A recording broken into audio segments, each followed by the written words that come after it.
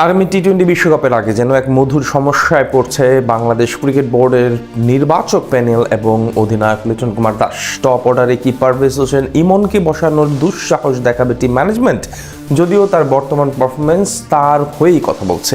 আবার বিপিএল এর ফর্মে নাজমুল হোসেন শান্তর নামও রয়েছে আলোচনায়। তবে কি বিশ্বকাপের স্কোয়াডে বড় সড়ো কোনো পরিবর্তন আসতে যাচ্ছে?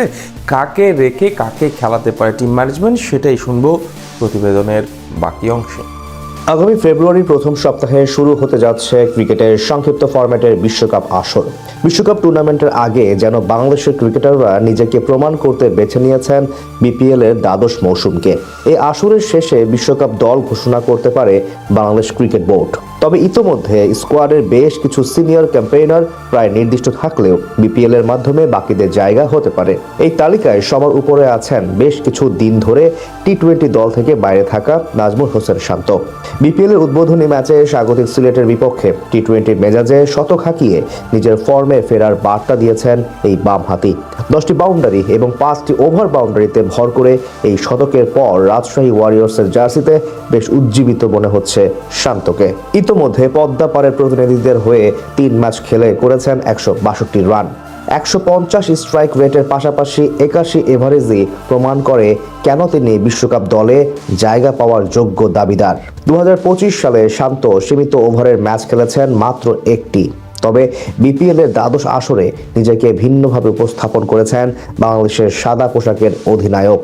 সিলেট টাইটান্সের বিপক্ষে অপরাজিত সেঞ্চুরি এবং ঢাকা নোয়াখালীর বিপক্ষে রান পাওয়ার পর যেন বেশ আত্মবিশ্বাসী লাগছে এই বামহাতিকে।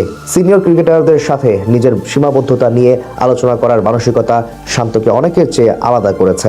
অভিজ্ঞতা এবং সাম্প্রতিক সময়ের ফর্ম বিবেচনায় টি-20 বিশ্বকাপের জন্য দলের ডাক পেতে পারেন হান্নান সরকারের এই প্রিয় ছাত্র। জাতীয় দলের রাডারে আছেন আরেক তারকা ব্যাটার পারভেজ হোসেন ইমন। তবে বিপিএল এর দ্বাদশ আসরে এক নতুন ইমনকে আবিষ্কার করছে ক্রিকেট বোর্ড।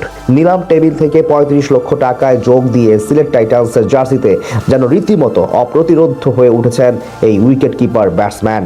প্রথম 3 ম্যাচে 2 ম্যাচে অর্ধশতক সহ করেছেন 169 রান। প্রথম ম্যাচে মাত্র 33 বলে অপরাজিত 65 রানের ইনিংসটি ঢাকা পড়ে গিয়েছিল নাজমুল হোসেন শান্তর শতকের পর।